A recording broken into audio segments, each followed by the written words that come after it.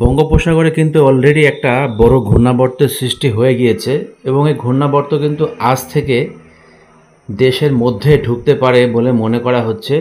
সেই জন্য আজ থেকে আগামী দুদিন পর্যন্ত কাউকেই সমুদ্রে যেতে নিষেধ করা হয়েছে। কেউ যেন সমুদ্রে মাছ ধরতে না যান এবং তার গতিপথ যেটা দেখাতে পারছি এইভাবে মোটামুটি ভারত এবং বাংলাদেশের সুন্দরবনের মাঝামাঝি অঞ্চল দিয়ে প্রবেশ করে খুলনা হয়ে সাতক্ষীরা হয়ে ঢাকার পাশ দিয়ে এই ঘূর্ণাবর্তটা চলে যেতে পারে বলে মনে করা হচ্ছে।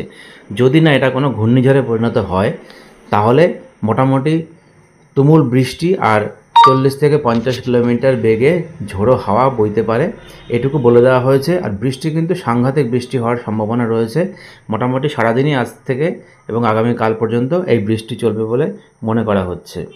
কিন্তু এখানে একটা বিষয় বলে রাখি, এই যে গতিপথটা আমরা একটু দেখিয়ে দিই কীভাবে এটি এগোচ্ছে, ক্রমশ ধীরে ধীরে এগোচ্ছে। আজকে হচ্ছে 29 তারিখ, 29শে মে।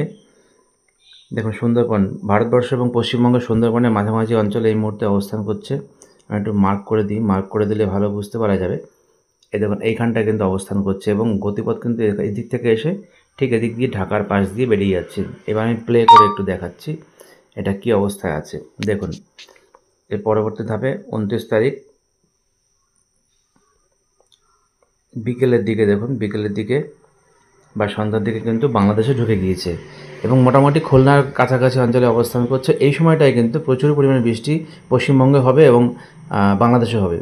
এই ঘূর্ণাবর্তটার ঠিক নির্দিষ্ট অঞ্চল জুড়ে, যে অঞ্চলটা মোটামুটি বাংলাদেশের মধ্যে অর্ধেকটা পড়ছে, ভারতের মধ্যে অর্ধেকটা পড়ছে, কিন্তু এর ঘূর্ণাবর্তের চোখটা কিন্তু রয়েছে বাংলাদেশের মধ্যে। সুতরাং এখানে কিন্তু বাংলাদেশে প্রচুর পরিমাণে বৃষ্টি হওয়ার সম্ভাবনা রয়েছে। এবার দেখি আরেকটু এগিয়ে যাই আমরা 29 তারিখ রাতের দিকে।